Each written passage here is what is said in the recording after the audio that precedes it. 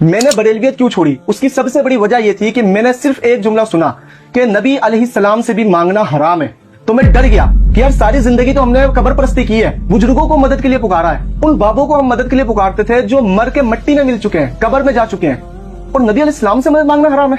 तो मैं तहकीक में लग गया, और जब कुरान की आयत मेरे सामने आई तो मेरा जहन खुलता चले गया कि अल्लाह ताला फरमा रहा है कि जिन्हें तुम अल्लाह के सिवा पुकारते हो वो तो मुर्दा है, बेजान है, उन्हें तो ये नहीं पता कि उठाए कब जाएंगे। जिन्हें तुम अल्लाह के सिवा पुकार रहे हो वो तो खजूर की गुठली के बराबर भी किसी चीज के मालिक नहीं है। कि कुरान कह रहा है कि जिन्हें तुम अल्लाह के सिवा पुकार रहे हो वो तो एक मक्खी भी नहीं बना सकते। जब मैंने कुरान को समझ के पढ़ा तो समझ में आया कि इन लोगों ने तो हमें कहीं और ही लगाया हुआ था। ये लोग अपनी आखिरत तो बर्बाद कर रहे हैं, साथ में हमारी भी आखिरत बर्बाद करने में लगे हुए हैं। और अब मुझे गुस्सा भी आता है और खुशी भी होती है। गुस्सा इस एतबार से आता है कि जहां इन लोगों ने मुझे लगाया हुआ था कब्र परस्ती में, अल्लाह को छोड़कर दूसरों से मदद मांगने में, अगर उस हालत में मैं मर जाता तो मेरी तो आखिरत बर्बाद थी। और खुशी इस एतबार से कि अल्लाह का फजल हुआ कि अल्लाह ताला ने मुझे हिदायत दी। अल्हम्दुलिल्लाह, अल्लाह का फजल है कि अल्लाह ताला ने मुझे शैतान के रास्ते से हटाकर सीधे रास्ते पर लगा दिया। अल्लाह ताला तमाम मुसलमानों को हिदायत दे जिस तरह मुझे हिदायत दी। नबी मुख्तार कुल है जिसे जो चाहे अता कर दे।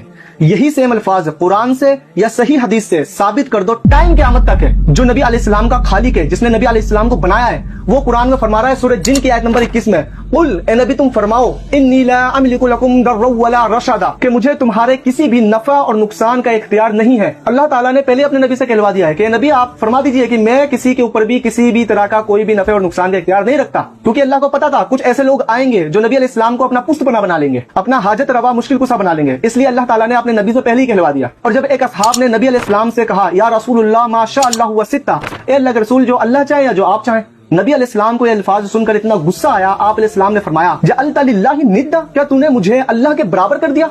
बल कुल माशा अल्लाह वहदा, बल्कि बोल के जो अकेला अल्लाह चाहे। नबी अलैहिस्सलाम ने तो साफ इनकार कर दिया है कि मेरे पास किसी भी तरह का कोई भी इख्तियार नहीं है किसी को नफे देने का। मेरे भाई अल्लाह से डर जाओ, कहीं ऐसा ना हो कि तुम्हारे दिलों पर मोहर लग जाए और तुम्हें तौबा भी नसीब ना हो। अल्लाह ताला उम्मत मुस्लिमा को हिदायत दे और सीधे रास्ते पर चलाए। और इस वीडियो को जरूर शेयर करें ताकि दूसरे भाई के भी इल्म में इजाफा हो।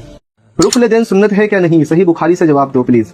मेरे भाई सही बुखारी में 735 से 739 तक लाइन से हदीसें हैं कि नबी अलैहिस्सलाम तकबीर तहरीमा से नमाज शुरू करते और अपने दोनों हाथों को कंधों तक उठाते, और जब रुकू में जाते तब भी दोनों हाथों को कंधे तक उठाते, और जब रुकू से उठते तब भी दोनों हाथों को कंधों तक उठाते। और दूसरी हदीस में है कि कानों तक उठाते, यानी उंगली की पोरे जो है कानों की सीध में आनी चाहिए और हथेली कंधे की सीध में, इस तरह से। और तीसरी रकत के लिए जब नबी अलैहिस्सलाम खड़े होते तब भी रफा उल यदैन किया करते थे। मेरे इल्म में कोई भी ऐसी हदीस की किताब नहीं है जिसमें रफा उल यदैन की हदीस ना हो। हर हदीस की किताब में रफा उल यदैन की हदीस है, लेकिन उसके बाद भी मुसलमानों की अक्सरियत रफा उल यदैन से महरूम है। अल्लाह ताला उम्मत मुस्लिमा को किताब सुन्नत के मुताबिक नमाज पढ़ने की तौफीक अता फरमाए। और इस वीडियो को शेयर करें दूसरे भाई के पास ताकि उसके भी इल्म में इजाफा हो।